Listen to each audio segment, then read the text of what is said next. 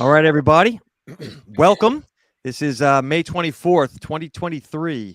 We are doing episode 28 of Web 3x3. Are crypto wallets going away will be our topic today. We're going to give folks a chance to log on and join us. So we're going to do a little bit of banter for the first time around. We're going to go share a couple thoughts. Mike, we're going to start with you. Quick thoughts, what you're working on, any points of note that aren't on our docket. What are we working on? I think that list is shorter about what I'm not working on. Sorry, that list is shorter of what I'm not working on versus what I am working on. But I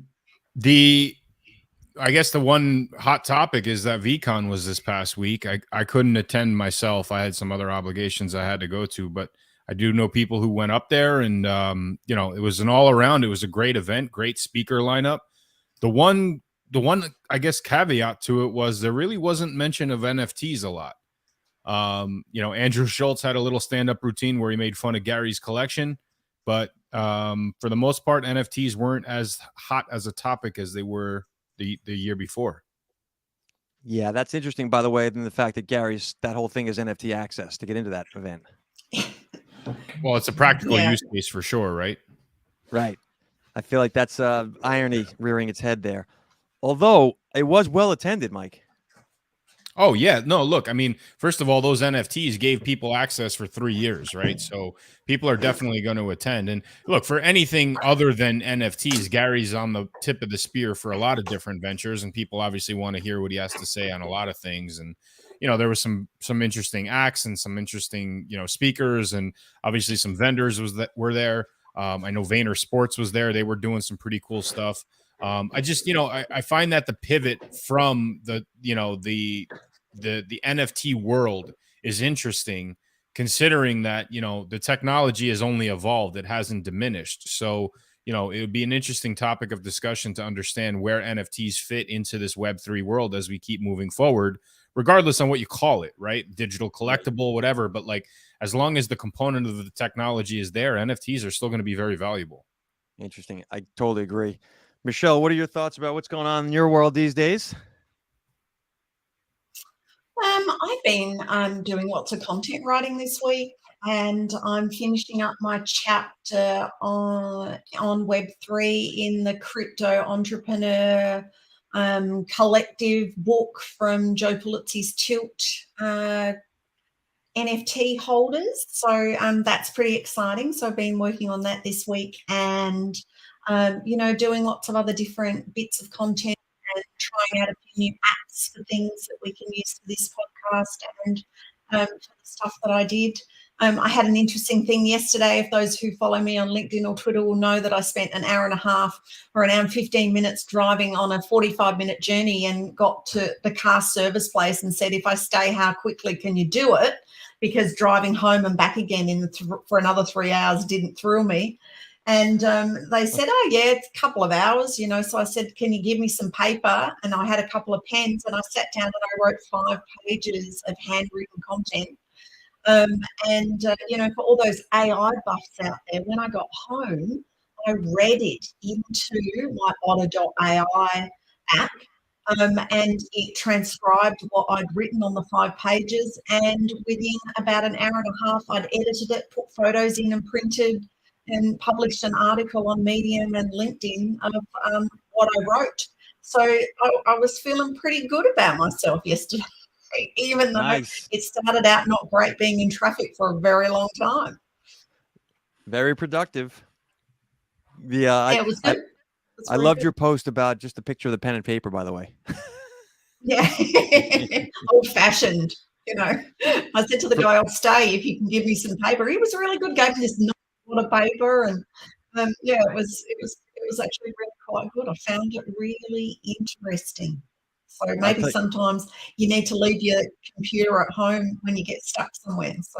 So when I'm stuck, I end up doing audio, like dictation into my iPhone, because I just don't feel like typing. But yeah. Paper, it's definitely it sparks different creativity. I totally agree with that. Yeah. For my part, I'm keeping an eye on 2 things in the crypto news, which is not what we're focused on, but just number one, a company named Prometheum Ember Capital, which you guys are aware of, secured SEC approval in the States. They are the first crypto broker. like officially sanctioned by the American government. They're okay to do business as. So that's interesting. And aligned with that, European Parliament has approved I forgot the news term. This is off of memory, but they green lighted a set of regulations around how crypto assets should be traded. So basically, TradFi is slowly getting its claws into DeFi, which is something we've talked about many times. And along with that, Coinbase is making a marketing push online to really shine a spotlight on how poorly run the traditional banking system is versus the crypto world. Yeah.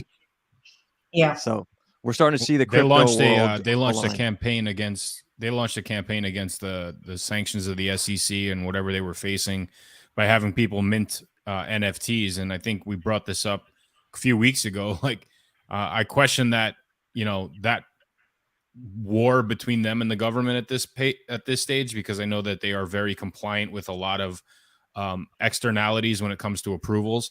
So, I don't know if they're just trying to rock a boat. They're just trying to get in headlines. I don't know what the end result is on this, but, I find that particular topic interesting based around the topic of this episode.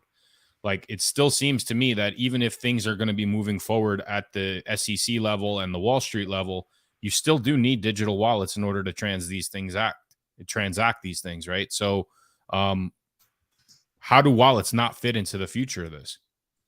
Right. So on that note, we're going to go talk about this right now. Episode 28, Web 3x3. We appreciate everyone joining, taking the time for us to intro here. Are crypto wallets going away? That is the question we'll be considering today. Today's episode is sponsored by Your Ops Guy, Web3 solutions that turn marketing costs into revenue-generating tool, youropsguy.com. So the first story is going to be, Mike, I'll have you lead us off here, but the brief is that there's a new set of collectible character NFTs available on Ethereum. These are based on existing plushies, the previous toys. And for a couple of reasons, it's a rather interesting story. Mike, I'll let you lead us. Tell us a bit about what's going on. Yeah, so the pudgy penguins, and let me just be upfront about this. Like, the whole reason why this caught my attention is because it's showing external benefit use cases of where an NFT quote unquote project can go. An in real life type of tangible item that people can actually sink their teeth into, touch, feel, give to their kids, all predicated around this, this community build and this digital token that you end up minting and owning on chain. And that's really what sparked my interest on it. But I believe the Pudgy Penguins were a rebrand or a relaunch of a failed project. And when, the new owners came in, they had this vision of, let's try to take this to a different level. Let's try to promote this in a way that we can provide these external, value added tools or value added assets in association with the business. And let's link it all back to the NFT collection as nothing more than a tangential piece of the overall bigger puzzle. And, I have been one for sure standing on that soapbox for over 12 months now. If a project is dedicated solely to NFTs and pushing the NFTs, it is destined to fail. If it finds ways to pivot off chain and give actual real world benefits, you're talking about a sustainable business at that point. Right. So this is all in line with everything we've always discussed on this show, where everything regarding NFTs and all the black eyes and the scars that came with some of the bad players in the space, it does not define the practical use case of what the tool can provide your business. Interesting. Michelle, what are your thoughts? So what Mike's saying about Pudgy Penguins is true. I think it was one of the original rug pulls. Where the people who, minted the collection originally were very successful at it and, basically then just wanted to run off into the sunset with the money, and Neats bought the contract off of them and relaunched it. And they've got a really good community going there now. And, I think that the success in the last week or so of the Pudgy Penguin toys selling on Amazon, I think at the last count, it was like the first 4 years, they sold $500,000 worth of toys. He launched it at VCon. And like you've got a lot of people there who, were cheering them on. So, people kind of like to see the phoenix rising out of the ashes kind of thing. And those people that were token holders who thought that they were going to have something worthless in their hands have actually found out that, they've got something that might be worth, money again later on. And, like it's not unlike, is it, the V Friends example where Gary did, an exclusive deal with Toys R Us and was it Macy's, I think, with plushy toys as well for V Friends and collectibles and stuff. And now he's got Uno card games and board games and all sorts of stuff under the V Friends brand. And like I think that ultimately people like Meeks, people like Gary Vee, they know they're running a business. And that was the problem, I think, last year with, or the year before, with those people that did 10,000 PFP collection of things and suddenly got $7 or $8 million and went, yippee, I can retire now. And then that was it. They had no other idea after launching the thing about what they might be able to do with it. And, there's been lots of cases, we've talked about it before about, who owns the IP if the owner runs off and, all of this kind of stuff, which ultimately when you're running a business, you actually have to think about these sorts of things. And so that's what's happening in this case. And it's a really good, transition between that sort of Web 2, Web 3, running a real business and not being children playing in the yard with, stick figures and ugly monkey pictures. That was a long answer to that question, wasn't it? No, I agree with both of you. I think this is a really interesting use case scenario, but right now I don't think of it as more than that. Now, maybe I'm not a big enough Pudgy Penguins fan, so forgive me, but I feel like this is going to set the table for a real toy company to come in, like a Hasbro or, like Star Wars toys, Marvel. Some Disney will do something here maybe, and this will provide the model. So what they do and how they do it, it's almost like this is now the early adopters who were nutso in anything like early tech of any type. That's over now. Now you've got like the innovators who are doing stuff, and what comes next is going to be real big companies doing really big things. So I really feel like this is the hallmark bridge into mainstream toys, because we've discussed on this program many times, toys, games, music, these are the areas, the entertainment fields that are going to really bridge into Web3 first. So before I take it into a different direction, because, you might not be a Pudgy Penguins fan, and we obviously talk about the use case of it. The toy thing is already happening, right? You have Hot Wheels that have come out with them, which I believe that might be Mattel. I'm not sure, but they recently launched a collection. So for like thinking about the kids component of it is one direction, right? Pudgy Penguins went that direction, but I'm thinking of it as like, okay, well, I'm a kid that grew up in the 90s, the 80s, the 90s, where Hot Wheels was a thing. Like this is attracting me to come back and relive that moment in my life, right? So it's really tapping into that type of that market. But I want to take a spin on this particular article in a different direction and talk about the community that obviously got rugged and then revived in this scenario, right? How many projects and community members are like this out there? I think there is a extremely powerful play to go and try to resurrect these projects and bring them under a different type of an umbrella, right? Go out and look for the actual community members who are already versed in NFTs, who got rugged, who might want to see value from something that they bought over a year ago. There's definitely a play in order to assemble those types of people together into a collective community. Because a few things that we do notice is that these people are like nomads, right? They'll jump around from project to project until they find the one that actually suits them and the one that they want to be in, the one that kind of like checks all the boxes that they're looking for. There is a vast market of like-minded individuals out there that are hungry for that don't know where to go. The question is, how do you market to them? Do you go the same Twitter route that they got rugged the first time? Is there another platform, another way, possibly on chain, that you can reach out and get through to these people? Like, this is a challenge that I'm going to start investigating myself, because there's definitely a play there. So, Mike, I want to comment on that.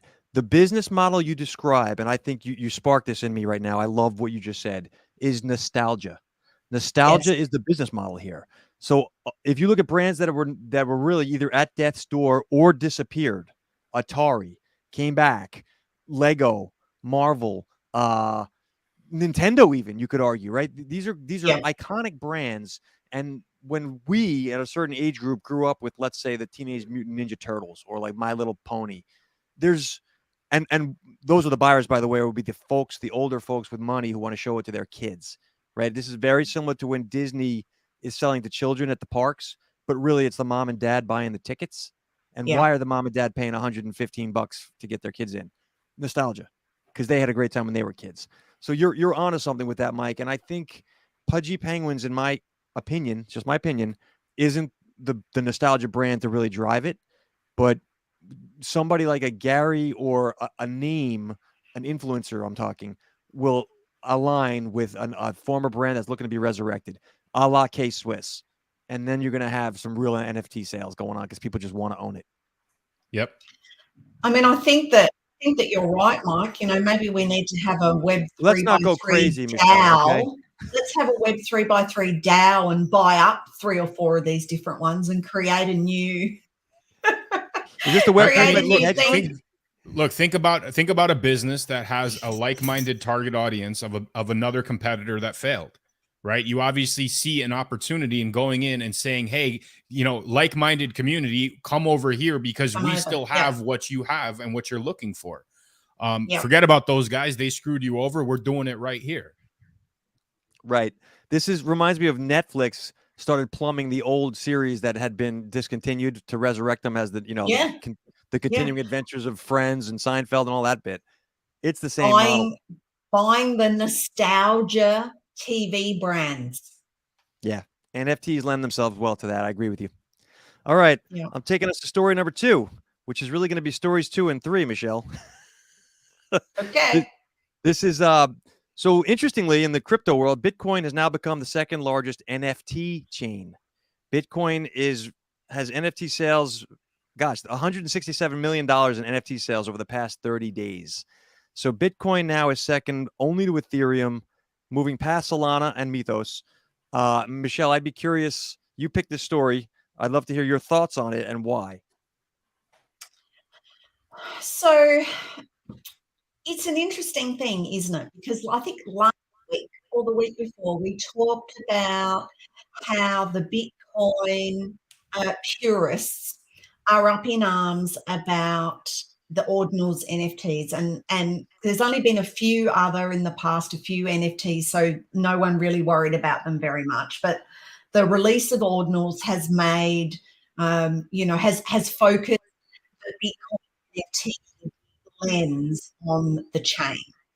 And it is an interesting thing that so quickly they have passed the likes of Solana and some of Polygon that originally you would have thought were pretty strong, in the last 8, 12, 15 months. Now, when you look at the figures, and we'll link to the show in the link for the Twitter Spaces, we'll put the links to the articles in. But you've got Ethereum at 395, almost 396 million. And Bitcoin at 167.4. And then Solana at 55.8. So the difference between second and third is huge in such a short time. So what does that mean? Does that mean ultimately there will be the other 3/4 of the chains will just drop off because there's hardly any volume on them? Will people get bored with NFTs on Bitcoin? What will happen to Ethereum? Do you think, Mike's shaking his head, do you think that these are all questions, not answers? Mike will give you the answers, don't worry. Yeah. Do you think that ultimately Bitcoin will take over from Ethereum in this market as well? Mike's saying no. Those on Spaces that can't see Mike nodding and I just don't want to shaking his head. I think that is an interesting thing to think about. I don't necessarily have the answers, but I just thought that this is the first time we've seen this, and it has gone from, it's almost like 0 to 100 in however much the quickest torp of a speed, sports car is.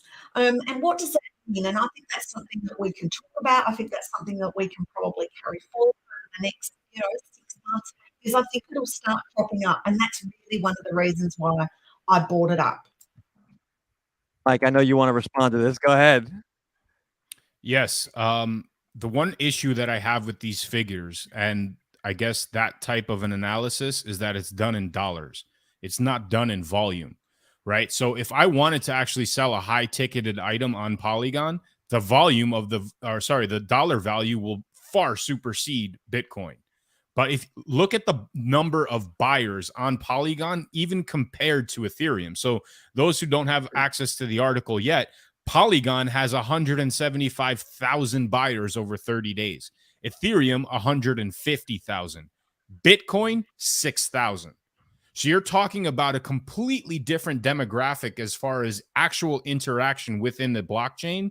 The dollar figure doesn't make a difference. This is a blur scenario where you can inflate the numbers based around sheer volume and sheer dollar amounts, and have it, pose as the number 2 blockchain in the world. The reality is Bitcoin is still the Walmart to Ethereum's Amazon. It is not going to come close to what Ethereum is going to provide.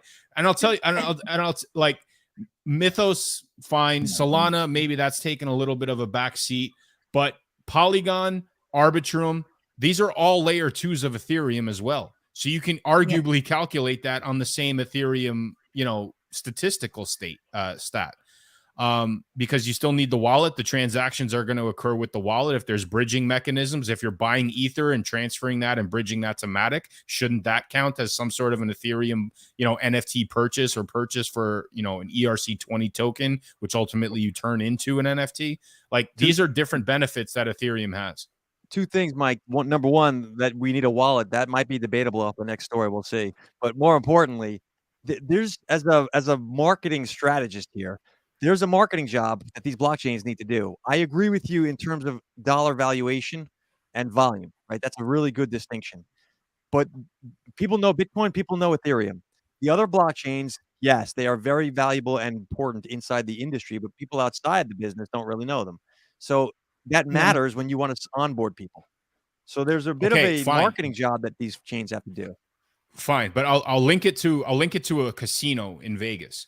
Okay, so you can go to the 25-cent blackjack tables and put, hundreds of thousands of bets and only spend $50, right?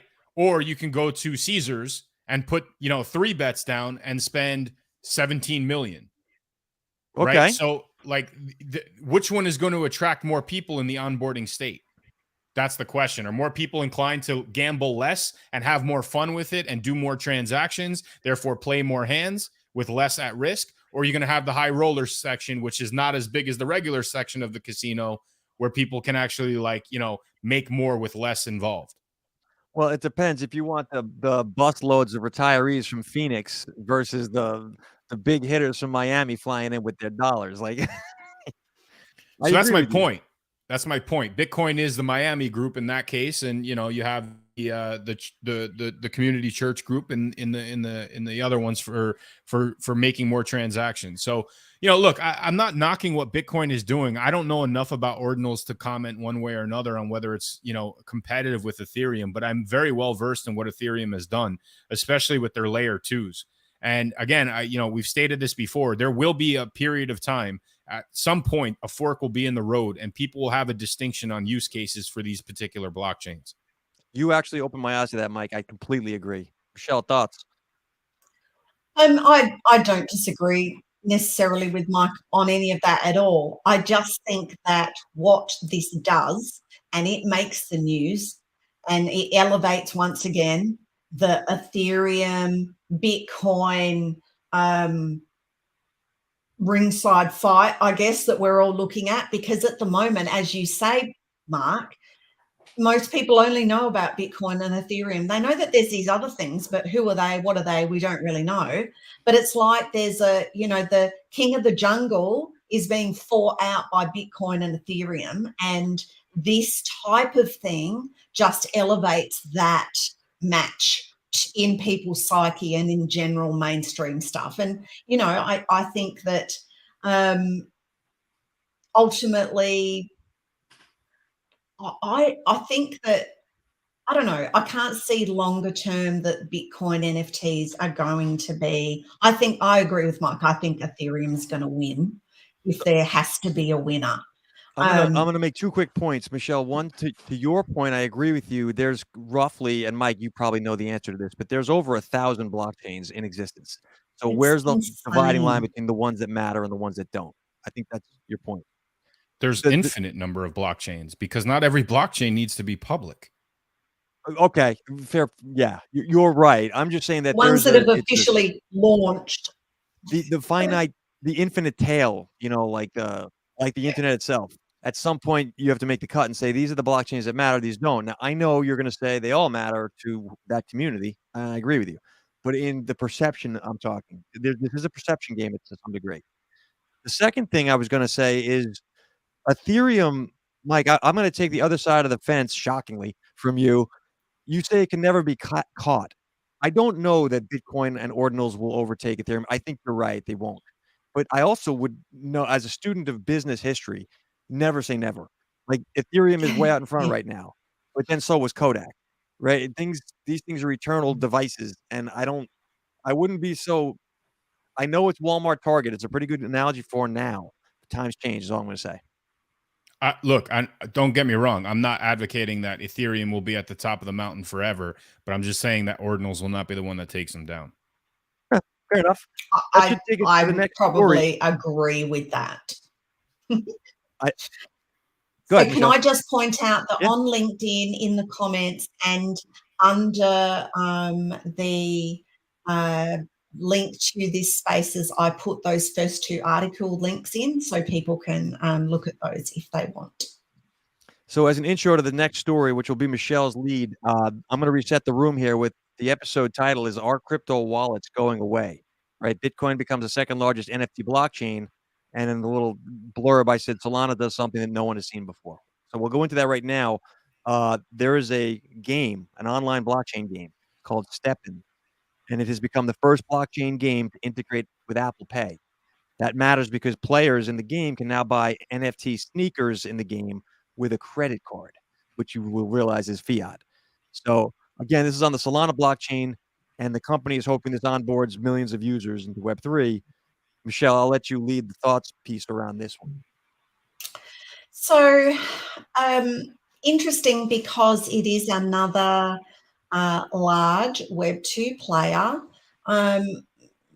Some might say playing in Web3 in this case. Now, I know that Steppen have been trying to do this for quite some time, and Apple, I think, played and I guess ultimately won hardball with the fact that they take 30% from the App Store for purchases. So the fact that they have onboarded Apple Pay so that people can buy their virtual sneakers, which I downloaded the app today and I was trying to have a look at it. It's, you can, if you're a particular type of person, depending on whether you're a novice or a runner or a jogger or a Olympian athlete or whatever, you buy certain shoes that do certain things that make you go faster and all this kind of stuff. And you earn points and rewards and things like that. And so that's sort of the basis of the game. So I guess if you were a fanatical runner, it might be something that you would like to play with. But now what you're able to do is you are able to buy these things using Apple Pay, which, as we know, on our phones is just double clicking on the side. On mine, you hold your face there and basically you're done. And so it's what we've been talking about over the past 12 months. It's about ease of entry. And something like this, eases entry. Like, thousands and thousands of people would be able to be involved in this game or this app or this thing, whatever you want to call the step and play to earn. They are able to be in it without actually knowing that they're in a Web3 platform. And this will happen more and more. It will happen over different things. It will happen in different ways. And it's like Reddit's digital collectibles. It's like Starbucks, Odyssey, stamps, and passports.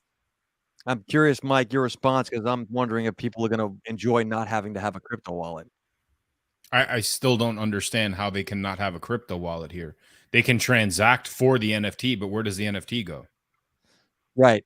So I think that this is the first step, and I'm speculating right now. People don't want the rigmarole of figuring out the crypto connectivity piece, right? They don't. They have to do it. Okay, so I asked the question because I have the answer already, and All right. it's not nothing. It's nothing new. The NFL did this almost a year and a half ago, right? So what they do is that they have people sign up with a wallet, an email address, and then they issue a custodial wallet. They did this on the Flow blockchain. Do we know what blockchain this is on? Solana. Okay, even worse. So you have to set up a whole different system for that. But the way that the Flow blockchain work, you sign up with an email address. It automatically connected. It automatically created a custodial wallet for you. You pay for it in fiat, credit card, debit card, whatever. It deposits that into your custodial wallet. Well, I don't want it in my custodial wallet. I want it in my wallet. Well, in order to transact that particular token, you're only eligible to do it on their particular interface, which means they get the fees. So they not only create the item, create the marketplace, but they centralize the entire concept. What the hell's the point of the NFT? We've been seeing centralization as a theme, Mike. But this is a practical use case, in my opinion, without knowing anything further than what I've seen and talked about with you guys today. This is a very specific use case of using the terminology of the buzzword, trying to onboard people using the terminology, not doing it in the traditional way, which is the point of the technology in the first place. Yeah, I agree with that. I just think that that's not going to offend most people. I don't disagree with that. I'm just and I said it back in the day with the NFL. I mean, they didn't sell out. People they were excited to jump in on it. They tried to. Some of them set up a wallet. Some of them used their custodials. Like they just didn't know what they were doing. It's not the most practical. It's not the most practical use case to onboard people into a space where if they venture outside of this little bubble, they'll know what they're doing. Michelle, final thoughts on this? So interestingly, this time last year, Steppen had around 700,000 users. And now at the moment, before this announcement, they had 23,000 users. So my guess is that what they've done is they've decided the 30% to go to Apple in order to be able to more easily onboard people is worth it, given the drop in numbers on the app. So will it bring in more people again to make up to the 700,000 number? I doubt that right now. 3 years' time, maybe, but not in the next 12 months.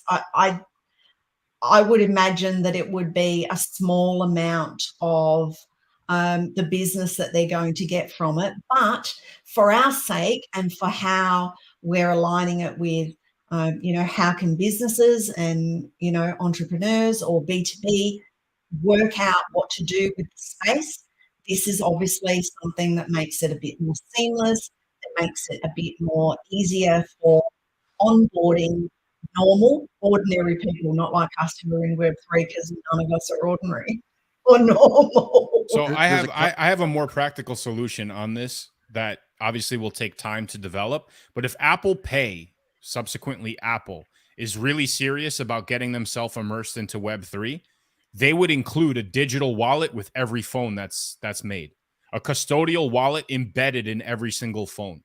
Okay. And there's an onboarding process in order to activate that wallet, but that eliminates the entire barrier to entry right out of the gate, right? It comes with your phone. You don't have to think twice about it. You don't have to do anything. It's like, remember that day when everybody woke up and that YouTube song was on their phone or their iPad?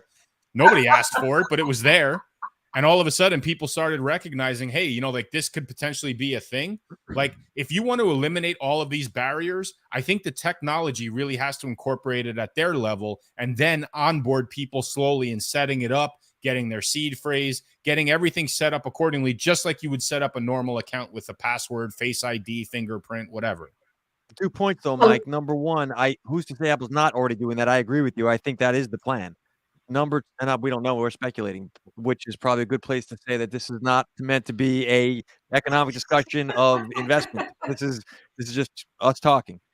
So I think that the second thing though is Apple's going to smooth the onboarding for sure if they were to do something like that. But people still, like you said, need to have a seed phrase, and there's security around that. And I don't just mean that Apple takes care of it. You, the user, have steps you have to take to move things around in your wallet to make sure that your wallet's protected. Forget about cold storage and all that other bit, like even knowledge of that. So you can set your grandmother up with an iPhone, but that doesn't mean she knows how to use it. Correct. But again, there could be systems and protocols in place that help store and secure those seed phrases for people that don't want to go that route. If they want to go that traditional password route. Now, we entrust our password that Apple is not going to mess with that anyway. And most of the time there's breach in those protocols regardless. And you know what? This is an unfortunate byproduct if you want to start moving away from this complete decentralization. But if you want that app that makes people waffles, make the app a part of the phone when they buy it. Yeah. And I agree with you. I think it will. I think it will have that. And hilariously, I don't use Apple Music, but every time I get in my car and my phone connects to it, starts playing that YouTube California song. Is the first thing I hear every time. And it happened tonight when I got in my car.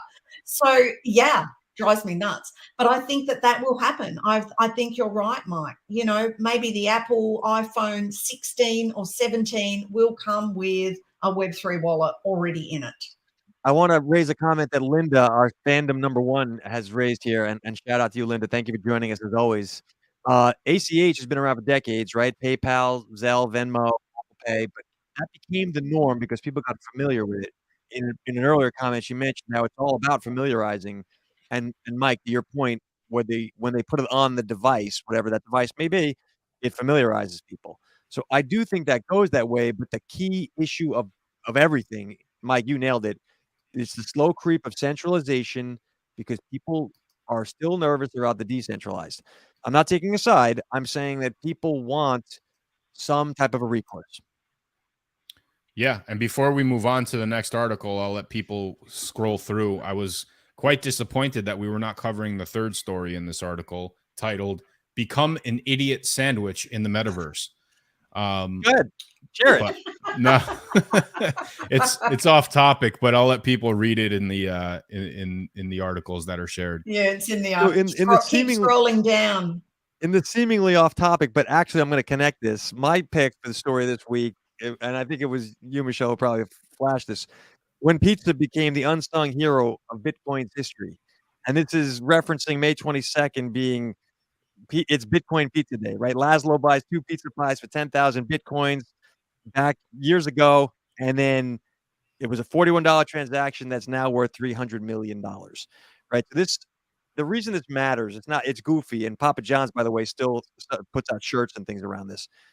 Number one, it's a turning point in the evolution of digital currency. People didn't know it at the time, but it was.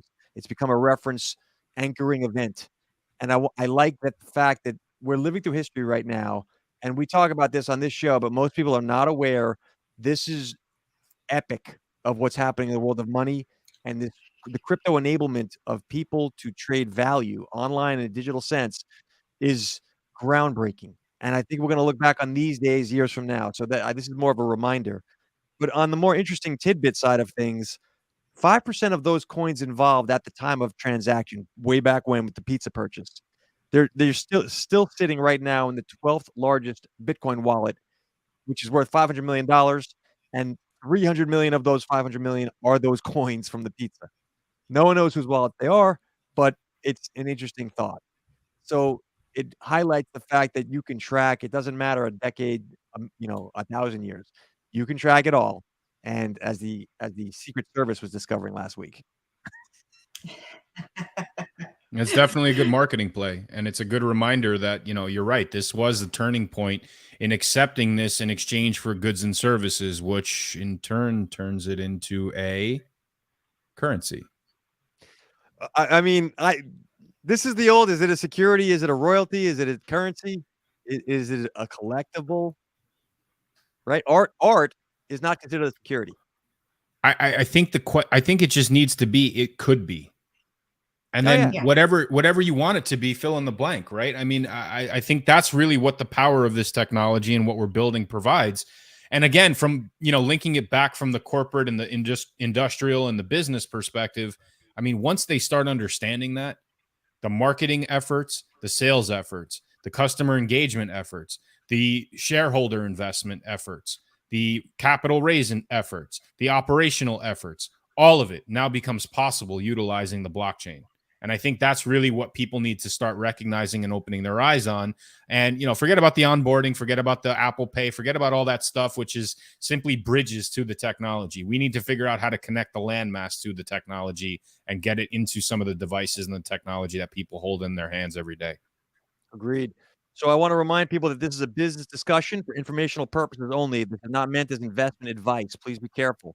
Number 2, if you like what you hear, please do not be afraid to follow us, Web3x3 on LinkedIn. We are here every week, Wednesdays, 4 p.m. Eastern Time. Our goal is to bring you the B2B perspective of how you can build your business with these blockchain technologies. And we will normally take this to Twitter. I guess we'll do that this week, Michelle, for a Q&A. For those who are interested, Michelle, let you carry it from here. I was just going to make a couple of comments about Bitcoin Pizza Day on Monday. I'm not sure whether they did it as much last year, but there was a lot of stuff with different exchanges and different blockchains and that promoting Bitcoin Pizza Day this year. Binance, for example, had different toppings scattered around their website, and if you collected all the toppings and you went to a certain place and placed the toppings on the pizza, you got some special thing, whether it was an NFT or they send you a t-shirt or something like. So, there was lots of sort of fun play on, and Papa John's had something like in the store where the guy bought the pizzas from. Pizzas were free all day or something like that. So, it's a good thing. It's a fun thing, at that time when he did buy that. And then, a couple of years after that, we had friends who, were buying their groceries and paying their electricity bills with cashing in Bitcoin and stuff like that. And they thought that they were on the gravy train to forever. And, we all know what happened. But ultimately that cost them so much money. But I think one of the things about that is, let's face it, there are days, special days of significance or remembrance in every industry. And for Bitcoin and for Web3 crypto, it's Bitcoin Pizza Day. And I think that is something. It's like, you guys have President's Day, or we'll have Australia Day, or, like you'll have Mother's Day and all those sorts of things. It's one of those things that actually makes people feel a bit more connected with the space as well in terms of a community sense. And, from that point of view, I think that, long live the pizza. That's what I say. So real fast, this poor bastard Laszlo in 2010 buys these pizzas and has been interviewed so many times, and it's the same question every time. Do you regret? How do you feel? Right. Yeah, and he says the same answer every time. No, I really don't. It was moving forward the space, blah, blah, blah. $300 million he would have had. Bullshit. Bullshit. Okay, I know for a fact that guy has trained himself to say that, but at the end of the day, he can't believe he had the most delicious, most expensive pizza ever to be consumed in human history. I bet that guy's not bought a stitch from Papa John's since. See, I'll tell you this. If this guy was smart, he would create an NFT collection about pizzas using the ordinals and try to recoup some of that back. Yeah. I totally agree more, again, Mike. just create these things, and this is the creation and the freedom that this guy would have at his disposal using all these things. I'll ping him on Thursday. We can talk about it with him. I mean, and Not intended. ultimately, the thing is, if we were him, would you necessarily have held the Bitcoin until now? Well, this is the old argument about Warren Buffett. If you had bought one share of Amazon back in 1997, like nobody knows at the time when, pets.com is melting down that Amazon's going to live. Yeah, This of course It's easy not. to look back and say, yeah, you could have You know, bought. he would have sold it at $500 or $1,000 or $2,000. You know, like he wouldn't necessarily have held it to 60 But maybe it would have just sat in a wallet and he wouldn't even thought and about it. forgot about. Yes, that's correct. I want to bring this full Yes. circle. Mike, you said something that's not just funny, very interesting. This whole concept of the technology and blockchain and what NFTs allow business owners to do, or regular individuals like Laszlo, is to create value for people and profit from it, right? This is a business at the end of the day. And so he could very easily leverage, the guy's got fame. That's 50% of money right there. Like, you can create an NFT issuance based off of the events that happened, and you could make it funny or not, whatever. But everyone in the space knows about Bitcoin Pizza Day. And Okay, so so hold that thought. Hold that thought. Who did he get the pizza from? who would he, or who did he? Who did he? Like, who did he order the pizza from? Papa John's. You sure about that? I'm 100% sure. Okay, so talk about all of the use cases that we've mentioned in 27 previous episodes about a business-to-business collaboration effort. Papa John slaps their name on this, and they would get X amount of things to their customers who hold those NFTs, whether it's a free pizza on Pizza Day, whether it's a buy one, get one on pizza. This is the marketing opportunities and the collaboration endeavors that are at these people's fingertips. And like And you they said, don't the use story it. wrote itself. The story wrote itself. Like, Yep. there's nothing stopping there's nothing stopping us from starting a collection, doing the exact same thing, and taking the Yep. money that we bring in and buying everybody a Papa John's pizza just to get on their radar. Yeah. Right? Or Like, buying Papa John's. What's that? well, I don't know about that. Or But buying Papa John's. Papa himself got kicked out. I mean, you're right, Mike, but people aren't thinking that way. This takes a very entrepreneurial thought process, and most big companies are non-entrepreneurially run. But again, this is why I feel we are light years ahead of what is coming, right? Because once the people who understand these things start getting into those positions, light bulbs will start flying off. And now you're talking about a creative element utilizing a technology with a massive budget behind it. That's where we're going to see mass adoption and scalability. Right. I couldn't agree more. Yeah. And I think that's what will happen. This is, again, back to the earlier comment about an influencer will tie in. You need someone who understands what's possible to pair up with someone who can do it. Meaning like a company with it has to be Papa John's, because that's Bitcoin Pizza was their pizza. So Yep. Anyway, all right. So I'm going to thank everyone for joining us for this week. Do we want to go around, Robin, on final thoughts? Yeah, and then what we'll do is we'll turn off the recordings for LinkedIn and YouTube, and we'll stay on Twitter Spaces if anyone, our listeners on Twitter Spaces, would like to interact or talk to us or ask questions. And have a good week, everyone. I don't have anything else yet. I'm not sure what's coming up on the radar. Finishing my book chapter is what I'm going to be doing. It won't have an NFT in it yet. Good stuff. Mike? Battle Bunny's going strong. We just finished the hatch phase for the babies. We are actually in the planning phases for the Unfantasy Football League, which is going to have a few different exciting elements thrown into it this year. And I'm going to answer the age-old question at the title of this podcast: are crypto wallets still necessary? The answer, in my opinion, absolutely. Interesting. I think for now, I agree with you, Mike. I don't know that. I mean, obviously, for crypto to exist, you need a wallet. So the answer is yes, officially. But there's always something around the corner that's going to bring people in. Like, they don't want it to be as clumsy. And so what does that end up looking like? Not like it is today, that's for sure. Well, websites were clumsy at the beginning too, right? That got fixed. 100%. Pretty ugly. So, all right. Well, thank you, everybody. We'll see you next week. Don't forget Web3x3 on LinkedIn. Please subscribe. And we appreciate everyone, especially Linda Ray. Cheers. Bye. We'll